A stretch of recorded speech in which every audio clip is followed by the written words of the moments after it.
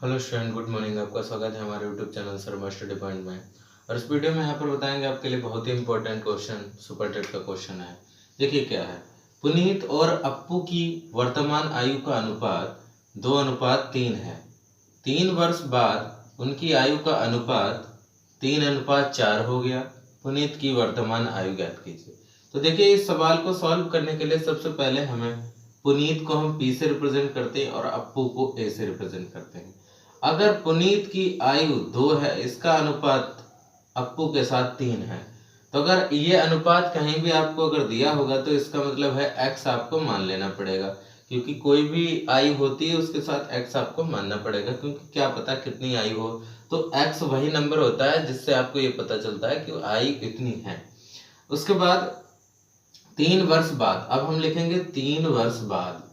क्या लिखेंगे? 3 वर्ष बाद। अगर 3 वर्ष की बात करें तो इसकी 2x आयु थी तो इसकी 2x प्लस 3 हो जाएगी, इसकी 3x थी तो 3x प्लस 3 हो जाएगी। ठीक है ना अप्पू की। तो यहाँ पर देखिए, ये 3 वर्ष बाद इनकी आयु हो जाएंगी। अब इसके बाद इनका अनुपात 3:4 हो गया, तो इसका मतलब हुआ कि 2x प्लस 3 इसकी आयु और 3x प्लस 3 इसकी आयु का जो अनुपात हो गया वो 3/4 हो गया, है ना। आप क्रॉस मल्टीप्लाई से इसको सॉल्व कर लेंगे तो 4 इसके साथ गुणा में जाएगा, यानी यहाँ पर हो जाएगा, मैं यहाँ लिख रहा हूँ इस तरीके से, 4 गुणे 2x प्लस 3 और बराबर में 3 गुणे 3x प्लस 3। ये इसको सॉल्व कर लेंगे। 4 दूनी 8x प्लस 4 3 12 बराबर 3 3 9x और प्लस 3 3 9। तो यहाँ 8x है, इधर 9x इधर आ जाएगा, माइनस का 9x बराबर 9 और 12 उधर चला जाएगा तो माइनस का 12। तो 8x में से 9x चला गया, 1x बराबर 12 में से 9 गया 3, माइनस का 3। x पर भी -1 आएगा, यानी माइनस x आएगा। माइनस से माइनस कैंसिल हो जाएंगे, यानी x बराबर आपके लिए सिंपली 3 आ जाएगा। ठीक है, x बराबर प्लस का 3। अगर x बराबर प्लस का 3 आ गया, इसका मतलब अगर हमें पुनीत की आयु निकालनी है तो इसकी है 2x है तो 2 गुणे x का मान आप डाल दो 3, तो यहाँ 2 3 6 वर्ष हो जाएगा। ठीक है ना, कितनी हो जाएगी? 6 वर्ष, यानी उसकी वर्तमान आयु कितनी होगी? 6 वर्ष होगी वर्तमान आयु। तो आप इस तरीके से यहाँ पर इस क्वेश्चन को सॉल्व कर सकते हैं। क्वेश्चन क्या है? 3/9 का तृतीय समानुपाती होगा। तो यहाँ पर 3 एक संख्या है, एक 9 संख्या है, इसका तृतीय समानुपाती आपसे पूछा गया है।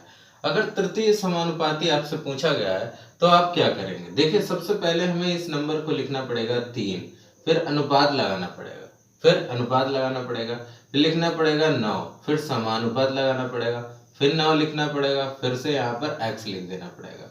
ठीक है ना। तो इस तरीके से आपको अरेंजमेंट लिखना है, यानी दूसरे वाले नंबर को 2 बार लिखना है। तो जो 2 बार लिखेंगे, अब इसके बाद रूल क्या होता है? रूल होता है नंबरों अंदर के नंबर की गुणा और बाहर वाले नंबरों की गुणा जो है बराबर होती है। तो यानी 9 गुणे 9 बराबर में हो जाएगा 3 गुणे x हो जाएगा। तो 9 ने 81 हो जाएगा, बराबर में 3x हो जाएगा। तो x बराबर हो जाएगा आपके लिए 81/3। इसको 3 से भाग कर देंगे, 3 दूनी 6 और 2 बचा 21, 3 सते 21, यानी यहाँ पर x बराबर आ जाएगा 27, यानी ये संख्या आपकी आ गई 27। एक तो रूल है। ठीक है, अगर आप शॉर्ट ट्रिक को आजमाना चाहते हैं, शॉर्ट ट्रिक आपके लिए अगर चाहिए तो शॉर्ट ट्रिक क्या होगी? देखिए, मैं शॉर्ट ट्रिक भी आपको बता देता हूँ। यहाँ पर शॉर्ट ट्रिक ये है कि अगर मैं इसको a नंबर मानूं, इसको a मान लूं और 9 को हम b मान लेते हैं। ठीक है, तो फार्मूला हो जाएगा इसके लिए x बराबर b² a। क्लियर है? तो b का मान क्या है? 9, तो 9 गुणे 9 और बटे में a का मान कितना है? 3, है ना। तो आप 3 3 9, यानी 9 3 27, 9 गुणे 3 27 आ गया।